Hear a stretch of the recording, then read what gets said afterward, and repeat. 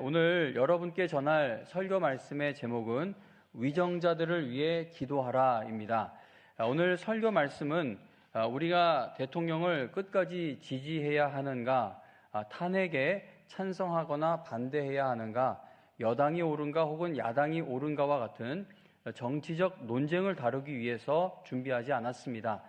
위정자들을 위해서 기도하자라는 말은 우리가 대통령을 반드시 지지해야 한다, 탄핵에 반대해야 한다, 그러한 뜻이 아닙니다.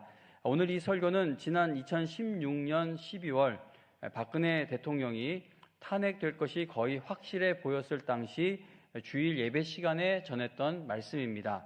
8년이 지난 지금 2016년에서 2024년까지 8년이 지난 지금 저의 정치적 견해는 많이 달라졌고, 그리고 당시 박근혜 대통령에 대해서 가졌던 생각에도 여러 가지 큰 변화가 생겼습니다. 생각은 바뀌더라고요. 그때 했던 말들, 가졌던 감정이 후회되는 부분도 많이 생겼습니다. 그러나 8년 전이나 지금이나 성경은 우리에게 위정자들을 위해서 기도하라고 말씀하고 있다는 것을 확신하는 것에는 변함이 없습니다.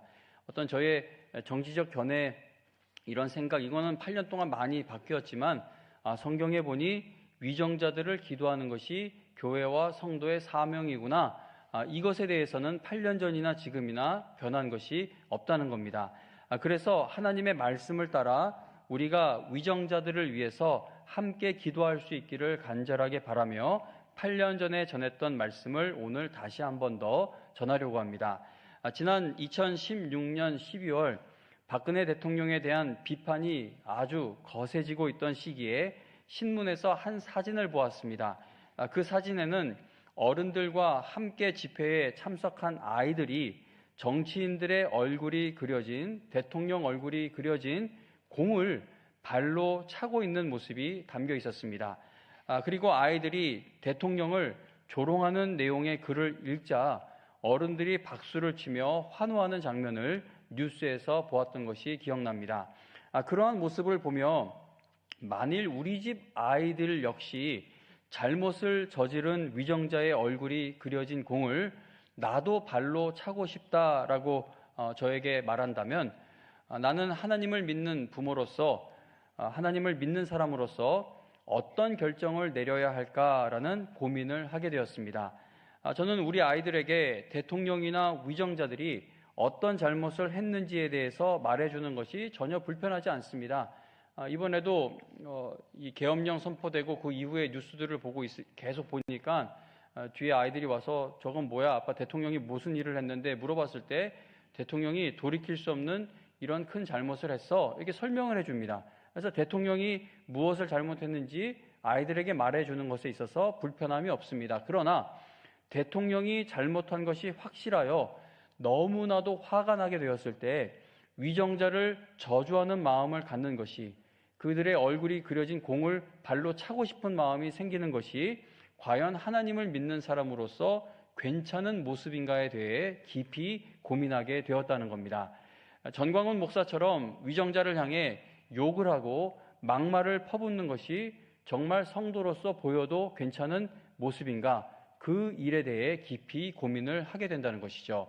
신실한 성도들도 이번에 대통령이 보여준 행한 일로 인해서 매우 분노할 수 있다고 저는 생각합니다. 그러나 대통령을 향한 분노가 복수심이 되어버리고 절제되지 않는 원망과 시비를 마음에서 불러일으키게 된다면 그것은 큰 문제가 된다고 저는 생각을 합니다. 위정자가 잘못했다면 그들을 당연히 비판해야 하고, 또 탄핵이 필요하다면 물러나라고 우리는 말할 수 있어야 할 것입니다. 그러나 성도에게는 위정자들을 위해서 기도해야 하는 사명이 있다는 사실을 잊지 말아야 한다는 것이죠. 위정자에 대해서 증오하는 마음이 가득하게 되면은 위정자를 위해서 기도하라는 하나님의 말씀에 순종할 수가 없게 됩니다. 자, 남편은 아내를, 아내는 남편을 위해 기도하세요라고 했는데 남편이 미워 죽겠어요. 아내가 미워 죽겠어요. 그 미워하는 마음이 있으면 서로를 위해 기도하라는 하나님 말씀에 순종할 수가 없게 되는 것처럼 위정자를 위한 기도도 마찬가지입니다. 절제되지 않는 미움, 분노가 마음에 있으면 나라의 지도자들을 위해서 기도하라는 하나님의 말씀에 순종할 수가 없게 된다는 겁니다. 2016년 11월에 트럼프가 미국의 대통령으로 당선되었을 때 한국의 대통령은 너무나도 큰 위기에 처했고, 그래서 저는 이 말씀을 전하게 되었습니다. 그런데 8년이 지난 후인 2024년 11월에 트럼프가 또다시 미국의 대통령으로 당선되었고, 한국의 대통령은 매우 큰 위기에 처했으며 저는 다시 이 말씀을 전하고 있습니다. 그러니까 뭐 한 사람이 서면 앞으로의 일들이 다 바뀔 것 같지만 그렇지가 않습니다. 이 시간과 역사의 주인은 사람이 아니라 하나님이신 것이죠. 다시 제자리 걷는 것 같은 그 모습이 역사 가운데 되풀이되고 있는 것을 우리는 보게 됩니다. 2016년 11월 트럼프가 대통령으로 당선되었을 때 그 다음 날 제이슨 드루시라는 한 미국의 신학교 교수가 나는 어제 큰 슬픔을 안고 투표소에 다녀왔다. 그러나 나의 소망은 여전히 하나님 안에 있다라는 글을 인터넷에 올렸습니다. 자, 이 목사님, 이 신학교 교수님이 이런 말을 한 걸 보면 트럼프가 당선됐는데 큰 슬픔에 내 마음에 큰 슬픔이 있다라고 말한 것을 보면은 그 목사님은 어쩌면 트럼프가 당선된 것에 대해서 마음이 매우 좋지 않았던 것으로 보여집니다. 드루시 교수님에게는 입양한 자녀까지 총 6명의 자녀가 있는데, 백인 목사님 교수님인데 흑인 아이 3명을 입양을 해서 6명의 자녀가 있는데, 이제 정권이 교체되는 미국의 역사 속에서 자녀들이 그리스도인으로서 어떻게 반응을 해야 하는가를 가르치기 위해서는 우리가 성경을 펼쳐야 한다라고 그렇게 글을 올렸습니다.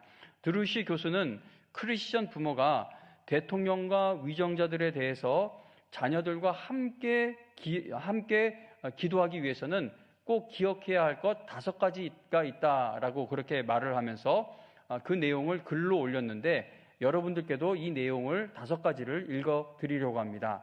첫째, 우리는 모든 대통령은 하나님의 허락하심 아래에 세워진다라는 사실을 기억해야 할 필요가 있습니다. 권력을 잡은 사람들은 하나님의 허락 아래에 세워지는 것이죠.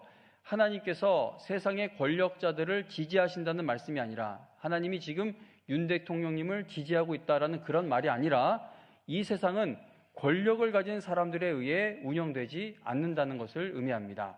하나님이 무력하시기 때문에, 하나님이 실력이나 힘이 없으시기 때문에 김정은과 같은 악한 독재자가 오랜 세월 권력을 잡고 있는 것이 아닙니다. 하나님이 그를 세우셨다는 것이 하나님이 허락하셨다는 것의 의미가 아니라는 겁니다. 어떤 것도 하나님의 계획과 뜻을 좌절시키지 못한다. 김정은이가 아무리 저렇게 악하고 정말 당장 죽여도 시원찮을 만큼 악한 모습을 오랜 세월 보내고 있다 할지라도 그 또한 하나님의 계획과 뜻을 좌절시키지 못한다라는 것이 하나님의 허락 아래에서 세상의 권력자들이 세워진다라는 것의 의미로 우리는 받아들여야 합니다.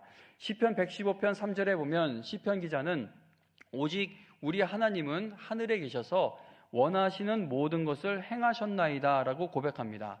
아무리 악한 지도자가 권력을 잡아도 그 악한 자가 하나님의 계획을 망치지 못하는 것이죠.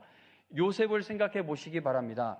요셉이 보디발의 아내와 같이 악한 자에게 당하는 것을, 권력을 가진 자가 괴롭히는 것을 하나님께서 막지 않으셨습니다. 그러나 권력을 가진 자가 요셉의 인생을 망치지 못했죠.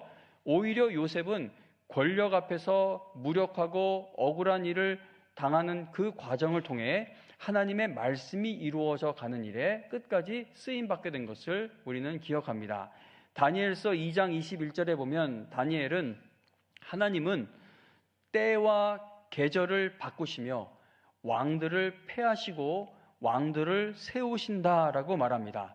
다니엘이 이 고백을 했을 때 그는 아주 악한 나라의 포로로 끌려가 있는 상황이었습니다. 이 세상을 대표하는 큰 힘을 가진 제국이 이스라엘, 유다 쳐들어와서 다 망가뜨리고 성읍을 다 부셔버리고 그리고 포로로 끌고 갈 때 다니엘도 끌려가 버렸죠.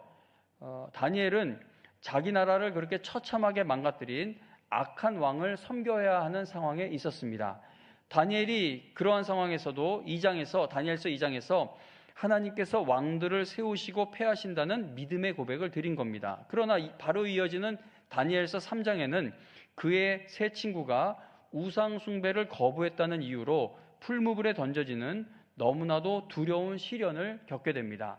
물론 하나님의 놀라운 은혜와 능력으로 다니엘이나 그의 세 친구는 무사할 수가 있긴 했죠. 하지만 하나님은 다니엘이 악한 왕들을 섬겨야 하는 상황에서 그들을 꺼내주지 않으셨습니다. 그러니까 다니엘의 믿음이 굳건하고 다니엘의 믿음이 더 성장하게 하시기 위해서 좋은 대통령 밑에 그를 있게 하지 않으셨다는 겁니다.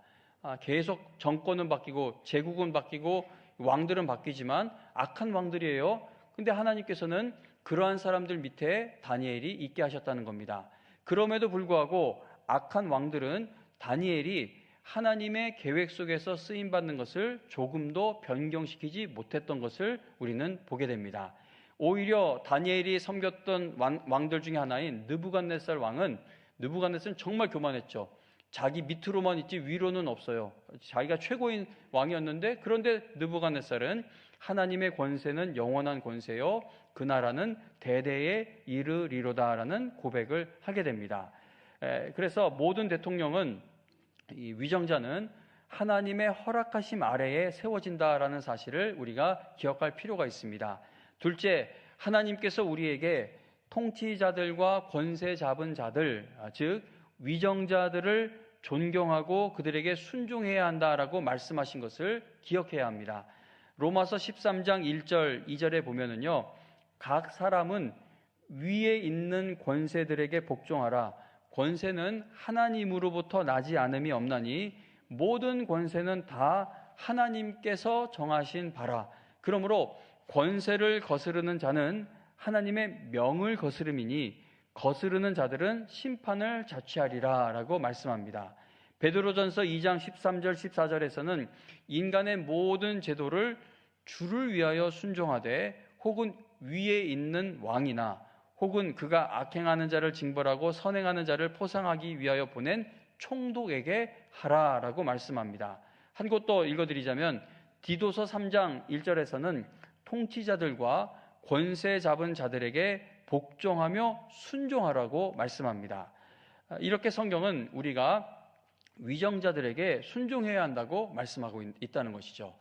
성경에 이 말씀이 기록될 당시 다 하나님을 믿는 위정자들이었냐? 그렇지 않습니다. 하나님을 미워하고 악한 위정자들도 있었어요. 그런데 그런 것을 구분하지 않고 위정자들에게 순종해야 한다라고 성경은 말씀했다는 겁니다. 셋째, 그러나 사람에게 순종하는 것보다 하나님께 대한 순종이 먼저라는 사실을 기억해야 합니다.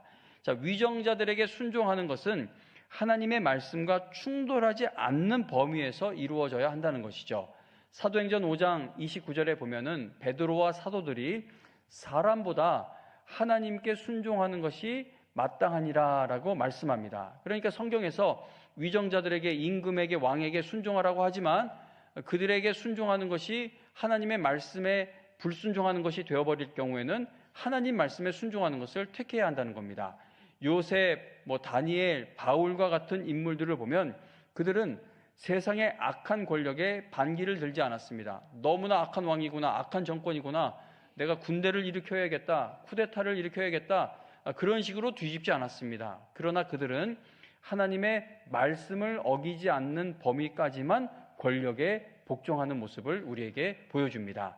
넷째, 하나님께서 우리에게 위정자들을 위해 기도해야 한다고 말씀하신 사실을 기억해야 합니다. 오늘 본문 말씀으로 읽은 디모데전서 2장 1절 2절에 보면 바울은 모든 사람을 위하여 간구와 기도와 도고와 감사를 하되, 기도 이렇게 열심히 하되 임금들과 높은 지위에 있는 모든 사람을 위하여 하라. 이는 우리가 모든 경건과 단정함으로 고요하고 평안한 생활을 하려 함이라라고 말씀합니다. 학자들은 디모데전서의 기록 시기를, 이 말씀이 기록된 시기를 주후 63년경으로 추정합니다. 그때 로마에서는 기독교인들을 매우 잔인하게 박해하던 네로 황제가 권력을 잡고 있었습니다. 로마의 네로 황제는 정말 잔인한 사람이었죠. 뭐 좀 예를 들어보자면 네로 황제는 그리스도인들을 사자와 같은 맹수에게 먹이로 던져버렸고, 죽이고 던진 것도 아니에요. 그냥 산채로 잡아먹히라고 던져버리기도 했고, 또 자기 정원을 밝히기 위해 그리스도인들을 태워서 횃불로 사용했을 정도로 악인 중에 악인이 바로 네로였습니다. 물론 디모데전서의 원래 수신자는 에베소에 있는 디모데와 그 교회의 성도들이죠. 그러므로 로마에서 박해받고 있었던 성도들이 지금 이 디모데전서 말씀을 당시에 받아보지 못했을 가능성이 매우 높은 줄로 압니다. 그러나 당시 에베소 역시 시 관리들이 교회를 지역 경제를 위협하는 요소로 생각하고 있었기 때문에 위정자들을 위해 기도하라는 이 말씀이 받아들이기 쉽지 않았을 것입니다. 뭐 네로와 같은 그런 아주 험악한 왕이나 황제가 있지는 않았다 하더라도 시에서, 나라에서 교회가 이 예수 믿는 저놈들이 경제를 위협하는 요소로 보았으니 얼마나 많은 불이익을 당했겠습니까? 그러니 위정자들을 위해 기도하라는 말씀이 결코 이 디모데전서를 받는 성도들에게도 쉽지 않았을 것으로 생각된다는 것이죠. 오늘 읽은 디모데전서 2장의 본문은 로마의 황제에게 직접적으로 박해받고 있던 성도들에게 보내진 서신은 아닙니다. 그러나 바울은요, 로마에 있는 성도들을 향해서도 같은 마음을 가졌을 것으로 저는 확신합니다. 바울이 네로 황제와 같은 악한 위정자가 나올 줄 몰랐거나 네로 황제 이후 교회를 잔인하게 핍박하는 황제들이 계속 이어지게 될 줄을 몰랐기 때문에 임금들과 높은 지위에 있는 모든 사람을 위하여 기도하라는 말씀을 기록한 것이 아니라는 겁니다. 그러니까 바울이요, 지금 뭐 쉽게 요약해서 말하자면 디모데전서에서 위정자들을 위해서 기도하라는 것을 이 교회에만 적용되는 말씀이고, 로마에서와 같이 네로와 같은 밑에 있는 그런 교인들에게는 적용되지 않는 말씀이고, 이 구분을 두면서 이 말씀을 기록했다고 보아서는 안 된다는 겁니다. 이거는 모든 교인들에게, 수천 년 후에 교인들에게도 동일하게 받아들여져야 하는 말씀이라는 것이죠. 하나님께서 오늘 대한민국에 있는 성도들에게 이 말씀을 주시는 것은 대한민국의 대통령이 어떤 일을 벌릴지 모르셨기 때문이 아니라는 겁니다. 내 마음에 정말 큰 상처를 주는 위정자를 만나게 되었어도 그를 위해 기도해야 하는 것은 하나님께서 이루어 가실 일을 기대하기 때문인 것이죠. 그러니까 하나님이 대한민국 2024년 12월 3일에 어떤 일이 일어날 줄 아시면서도 이 말씀을 여전히 우리에게 주신 것은 이 일 이후에 계획하시고 반드시 이루실 일들이 있기 때문이라는 겁니다. 그러므로 우리는 내 마음을 격동시키는 지도자를 만났다 하더라도 마음이 악해지는 것이 아니라 하나님, 이 일 가운데에도 역사해 주옵소서. 하나님 말고는 이 나라에 소망이 없습니다. 그 믿음을 가지고 하나님 앞에 나아가자는 것이죠. 임금들과 높은 지위에 있는 모든 사람을 위하여 기도하라는 말씀은 위정자들이 행하는 악한 일들을 인정하거나 눈 감아주거나 우리가 끝까지 지지해야 한다, 그런 말씀이 아닙니다. 그리고 위정자들을 위해서 기도하라고 하나님께서 말씀하셨다고 해서 하나님은 통치자들이 악한 일을 해도 눈 감아주실 수도 있구나, 그런 의미가 절대 아닙니다. 하나님께서 악인들을 반드시 심판하실 날이 올 것입니다. 그러므로 하나님의 주권을 믿자는 것이죠. 하나님께서 역사를 주관하고 계신다는 사실을 믿으며 우리가 기도하자는 겁니다. 당장 끌어내리고 감옥에 보내버려도 분이 풀리지 않을 것 같은 그런 위정자들을 위해서도 기도해야 한다라는 말씀은 예수님의 가르침과도 일치하다고 저는 생각합니다. 누가복음 6장 27절과 28절에 보면 너희 원수를 사랑하며 너희를 미워하는 자를 선대하며 너희를 저주하는 자를 위하여 축복하며 너희를 모욕하는 자를 위하여 기도하라고 예수님께서 말씀하십니다. 성도님 여러분, 다윗이요, 사울 왕을 아무리 용서하고 그에게 손을 대지 않고 칼을 들지 않았어도 하나님께서 결국은 사울 왕을 심판하셨던 것처럼 우리가 용서해도 하나님께서는 악한 위정자들을 반드시 심판하실 날이 온다는 겁니다. 그러므로 하나님께서 행하실 일에 소망을 두고 우리의 마음을 두어 우리가 이 땅에서 겪는 어떤 이런 정치적인 일들로 인해 이런 문제들로 인해 마음이 완악해지지 않을 수 있기를 바랍니다. 다섯째, 진정한 자유와 소망을 어디에서 찾을 수 있는지를 기억해야 합니다. 마태복음 11장 28절에 보면 예수님께서 우리에게 수고하고 무거운 짐진 자들아 다 내게로 오라 내가 너희를 쉬게 하리라 라고 말씀하시며 초청하십니다. 여러분이 어느 나라의 시민권자가 되고 또 어떤 사람이 대통령이 되고 또 누가 권력을 잡아도 예수님이 주시겠다고 하는 이 쉼을, 이 참된 쉼을 우리에게 줄 수 있는 세상의 지도자나 권력은 없습니다. 성경은 우리의 시민권이 하늘에 있다는 사실을 말씀하죠. 그러므로 하나님의 권속인 성도들은 영원히 다스리시고 대대로 통치하시는 하나님만을 의지해야 한다는 사실을 반복해서 말씀합니다. 제이슨 드루시 목사님이 자녀들에게 가르치라는 이 5가지 성경의 가르침들을 오늘 우리도 받아들일 수 있기를 바랍니다. 대통령을 위해서 기도하자는 것은 대통령을 끝까지 믿어주어야 하고 탄핵에 반대해야 한다라는 그러한 의미가 아닙니다. 지금의 대통령도 역사의 주인 되시는 하나님의 허락하심 아래에 세워졌기 때문에 이후에 하나님의 뜻이 이 땅에서 대한민국에서 이루어져 가게 될 줄로 믿으면서 우리의 마음은 절제되지 않는 분노에 끌려가지 말고 위정자를 위해 계속 기도하자는 것이죠. 하나님이 역사의 주인이신 사실을 인정하자는 것입니다. 2016년 12월 11일에 YTN 방송에서 다음과 같은 뉴스를 보았습니다.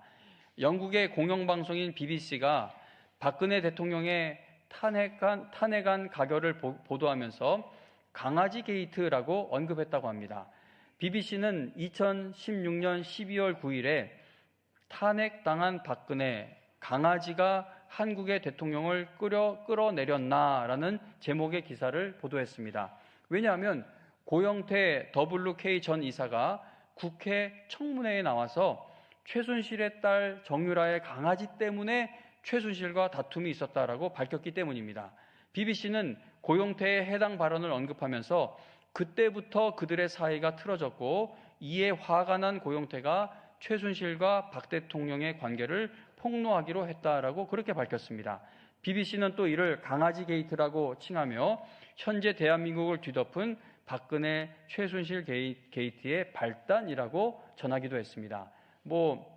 저는 가끔 서방 나라, 외국 나라들이 우리나라 이거에 대해서 이렇다 저렇다 말할 때 기분이 좀 나쁠 때가 있어요. 그건 자기네 나라는 자기네 사정이 있는 거고 우리나라는 우리나라의 사정이 있는데 그들의 시각으로 우리를 이렇게 평가할 때 좀 기분이 안 좋을 때가 있습니다. 어쨌든 그래서 BBC에서 이렇게 평가한 것도 그 방송에서 한 얘기니까 맞는지 틀린지 저는 모르겠어요. 근데 어쨌든 이 이야기를 읽어드리는 이유는 그 인간의 역사가요 우리 마음대로 흘러가지 않는다라는 것을 생각하게 되었기 때문입니다.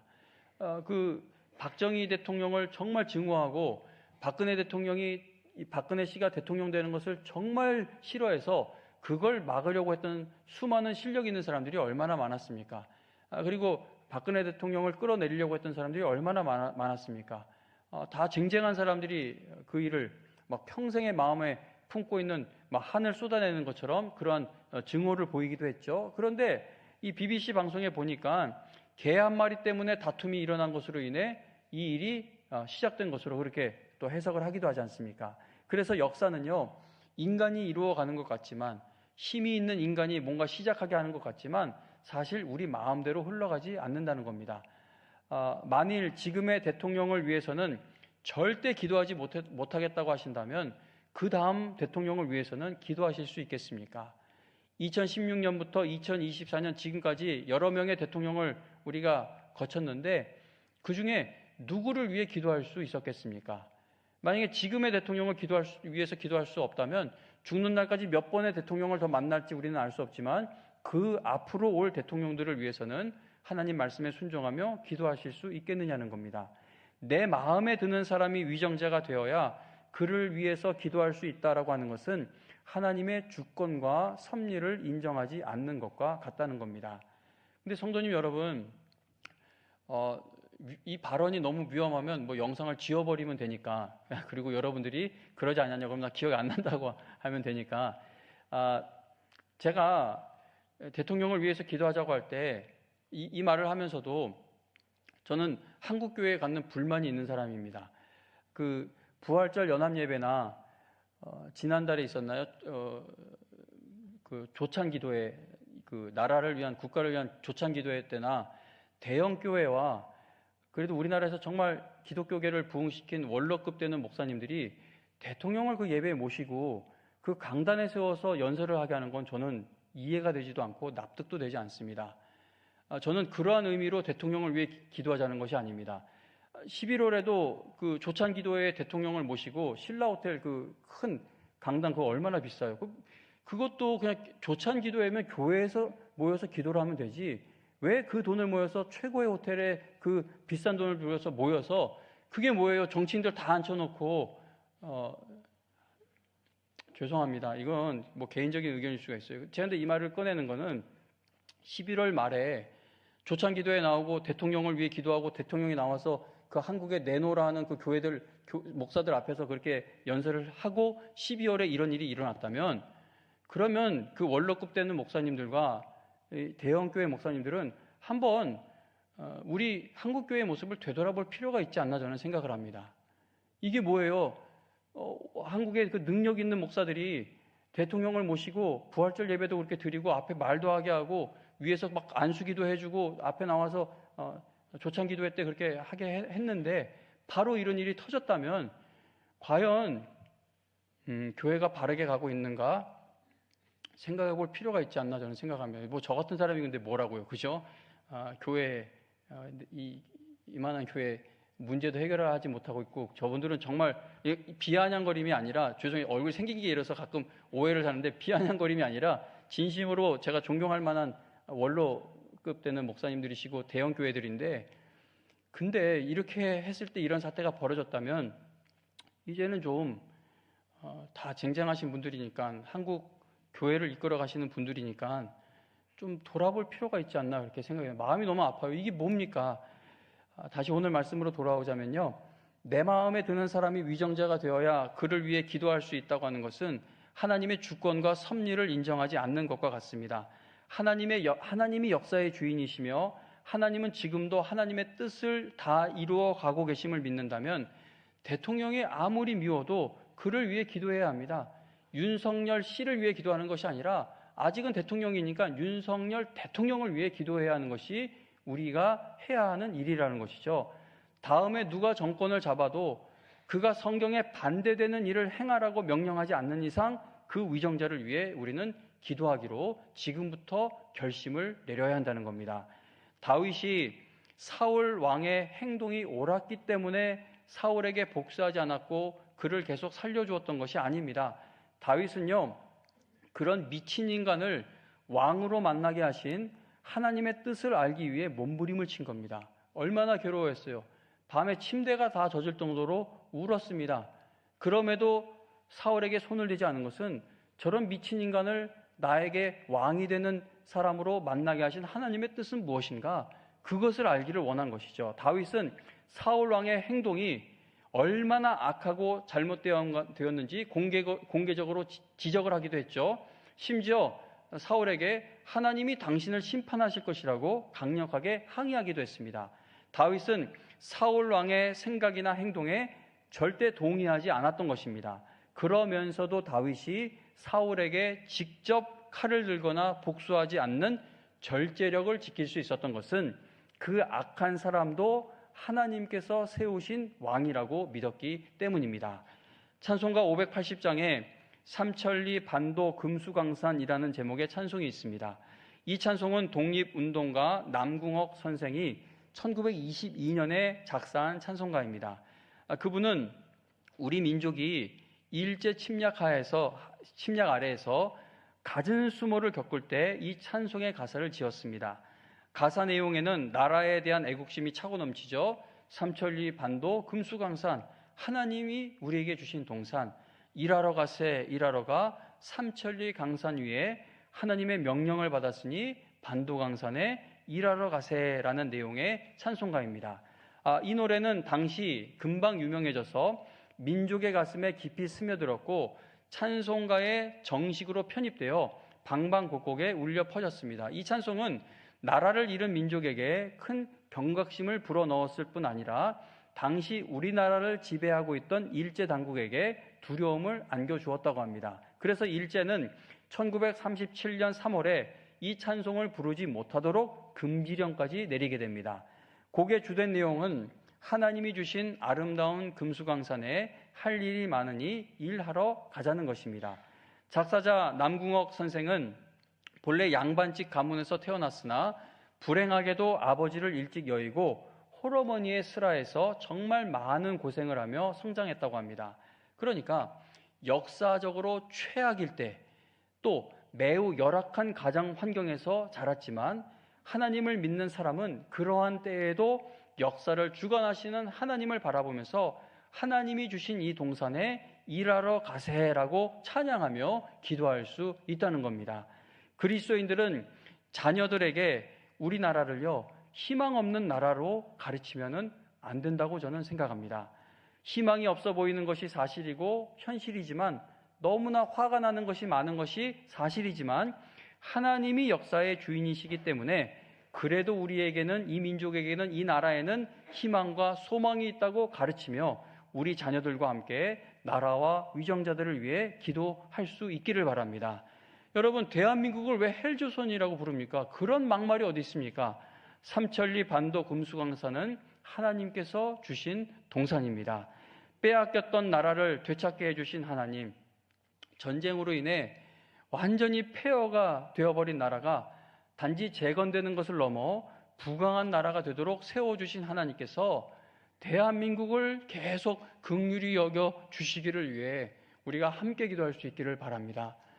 이번 이런 일들을 볼 때 각자가 갖는 생각은 다 다를 줄 알아요. 판단이 다 다를 줄 압니다. 여당을 지지하는 분도 계시고 야당을 지지하는 분도 계시고 다 생각이 다르죠.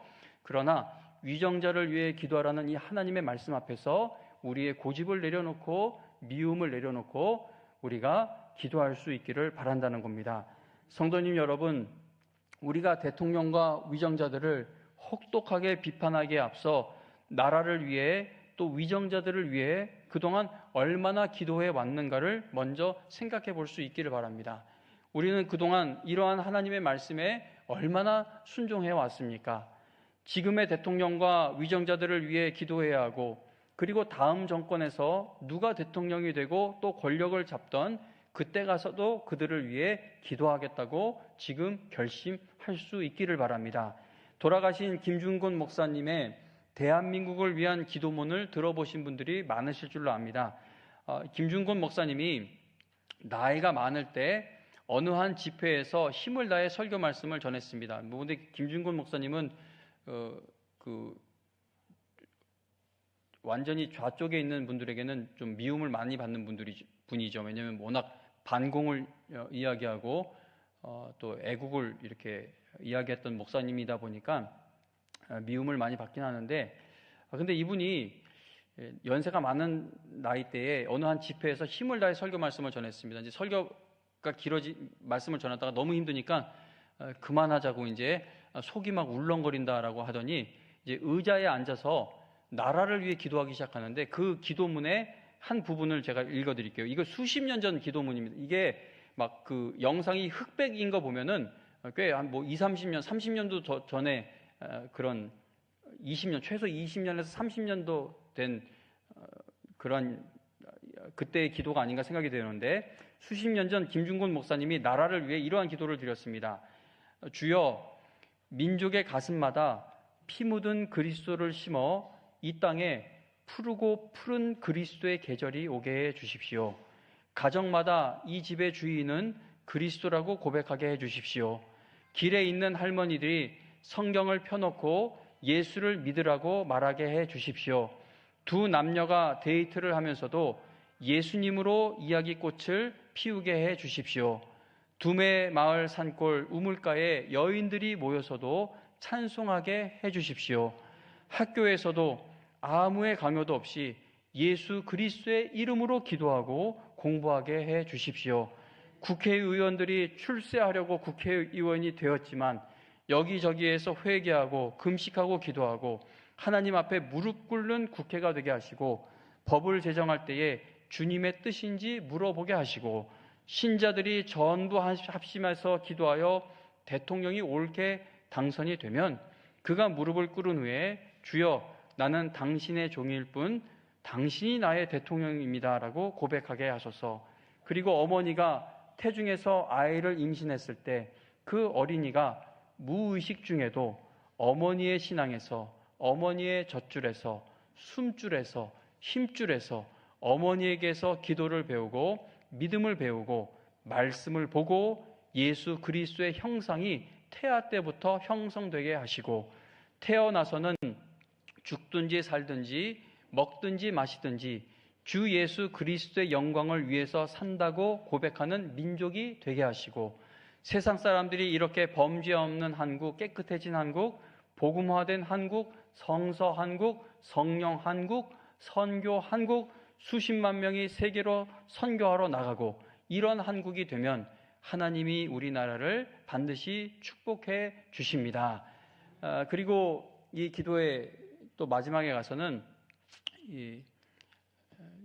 대한민국의 각양각색의 이제 문화계에 있는 사람들, 언론에 있는 사람들, 노동자에 있는 사람들이 그리스도에 대한 적대감을 가지고 있다. 이 세력이 암세포처럼 이 나라에 퍼져 있는데 하나님 이걸 좀 해결해 달라고 또 그렇게 기도를 합니다. 그래서 제가 이 끝부분은 또 결국은 그 얘기하려고 하냐라는 오해가 있을까 봐 다 읽지 않고 여기까지만 읽어드렸는데, 근데 성도님 여러분, 이 나라의 더러운 반그리스도 반기독교 세력을 멸하여 달라는 기도도 이 목사님이 드리세요. 그런데 이 목사님을 보시면 앞서 읽어드린 이 기도문을 보시면요, 기도가 얼마나 아름답습니까?